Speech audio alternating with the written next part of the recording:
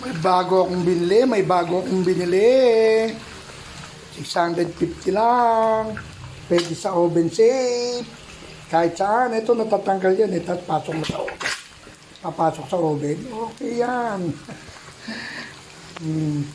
Kaso hindi pwede sa induction.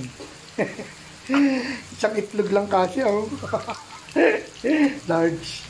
Okay na yan. Kailangan ko yung mga ganyang kaliit. Non-stick talaga yan. Made in Brazil pa yan. Ito natatanggal yan. Yan, handle. Tapos pwede mo isang ipasok sa oven. Paulit-ulit Galing nga.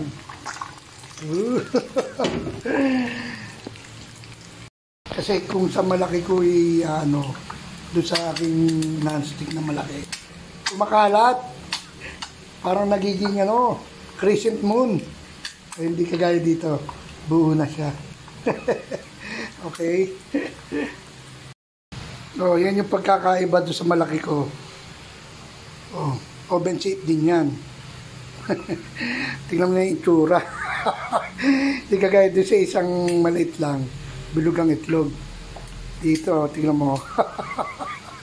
Kumakalat. Kasi sobrang smooth yung non-stick. Okay? Dilis at hindi ko alam lang ang isda na yan. Sa S-Lex na bibili. Okay? Saka, siyempre, hindi mawawala katambal na eggs. Good morning sa inyo. Thank you for watching. I love you all. Bye-bye. Sunog na.